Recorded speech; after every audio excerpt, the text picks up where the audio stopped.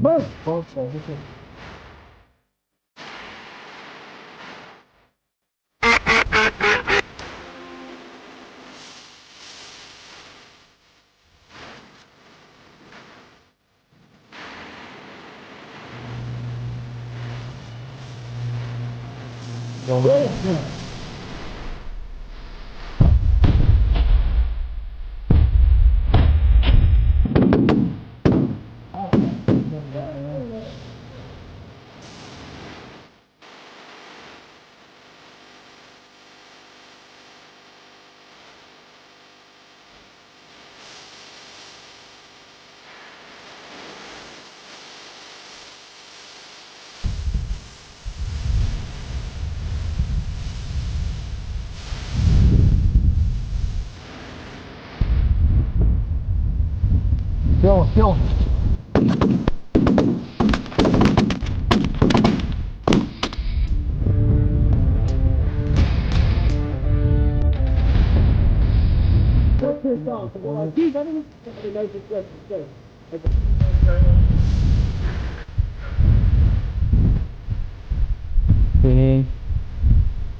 Dirt nap. Oh.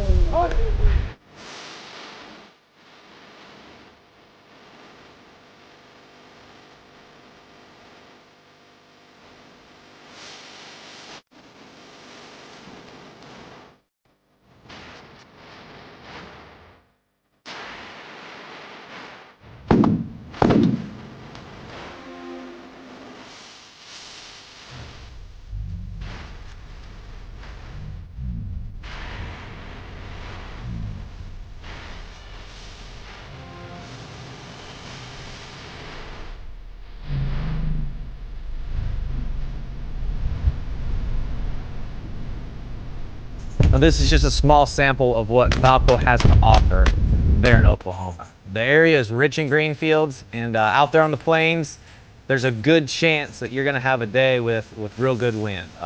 That's what the plains are noted for.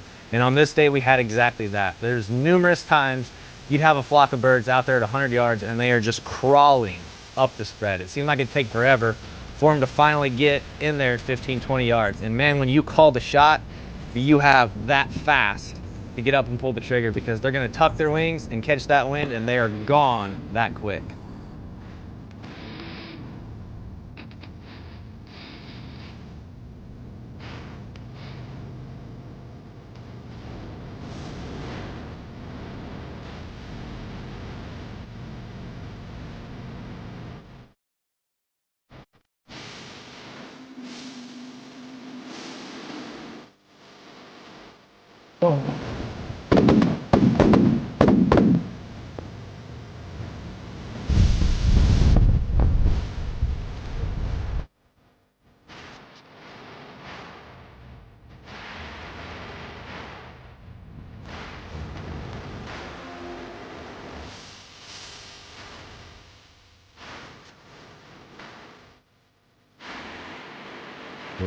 Go.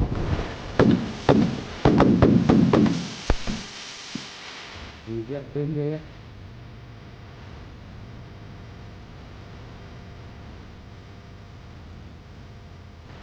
Go.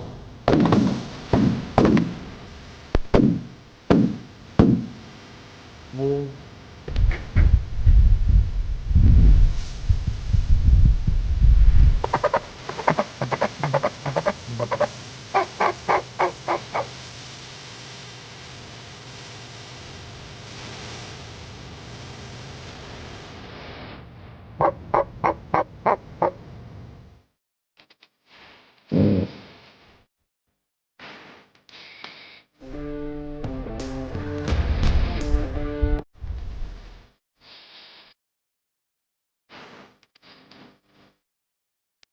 Yo, yo, yo.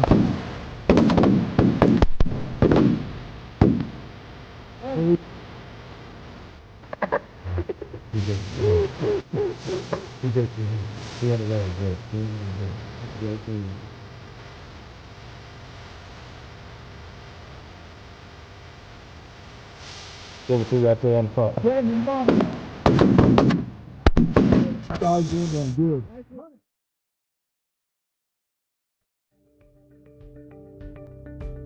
Hi, Josh DeWitt with Brookstone Kennels.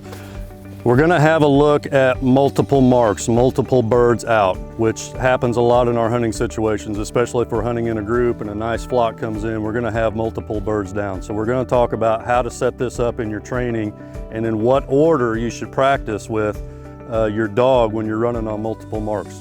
So today we're gonna put out 3, which is a likely scenario out in your hunting situation. And what I wanna talk about is you yourself marking the birds down and also making sure if you've got one that's wounded or crippled, that that's the first bird you send your dog out to pick, because that's the one that's gonna get away if you don't. So what we're gonna do is just set up a realistic situation here where we've got 2 dead birds out and we're gonna have 1 cripple behind, which could happen a lot. You've got birds out in front and maybe somebody shot one that sailed behind you, and that's our cripple bird that we wanna go pick up. So what we're gonna do is put our 2 dead birds out first, making sure our dog sees it. And now we're going to put our cripple out behind. Now he didn't see that, and this is a likely situation, especially if you're in your duck blind. So what you got to be able to do is know your dog off of these. No, leave it. And turn him to send him for this one that we want. Oh, back.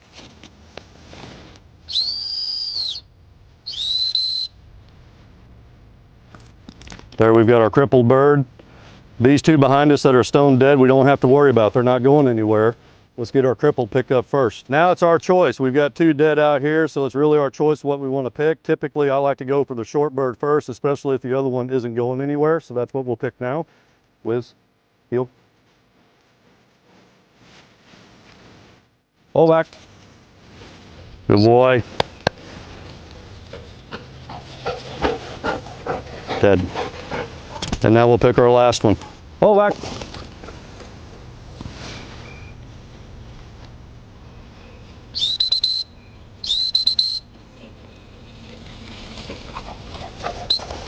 And there we go. Nice little tidy retrieve there. 3 birds picked. We acted like we had a cripple. Wiz did everything that we asked him to do, got our birds picked up. Now we're ready for the next flock to come in. And as good as that part of the day was, that was only half of it. JD found this field the night before, and it was full of just about every species of waterfowl Oklahoma has to offer. It was loaded with ducks, it had snows, it had specks, and it had lessers. We didn't know what to expect, having scouted it in the afternoon, going in to hunt it in the morning, but it was easy to find out. You know, the afternoon, it was a duck flight. We didn't see many geese. But there, that first half of the day, in that morning, there was very few ducks, and it was loaded with geese.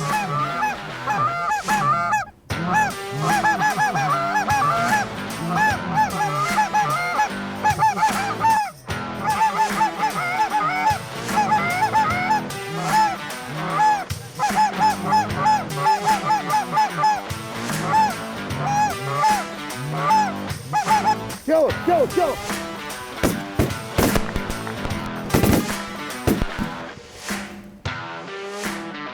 Dylan.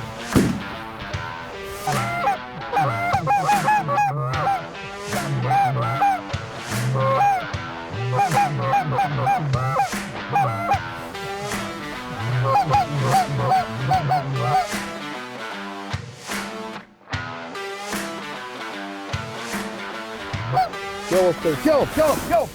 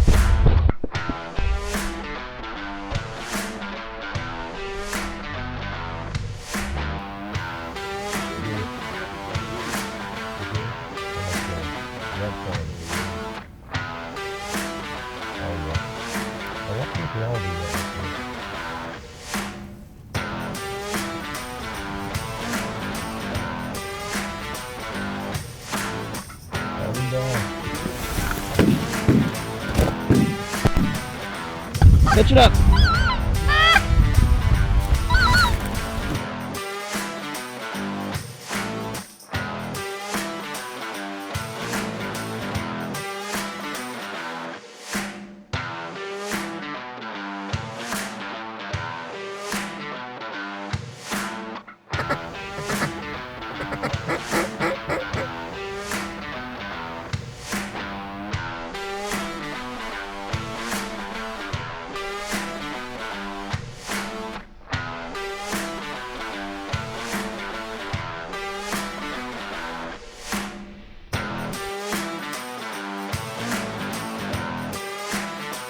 Go, go!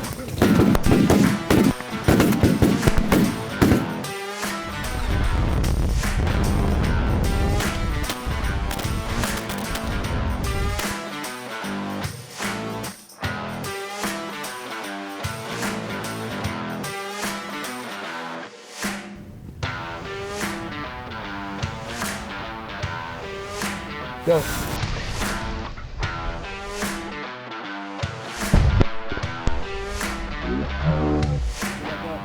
Kill that Greg. Kill that goose, kill that goose. Oh, what a shot! Kill him!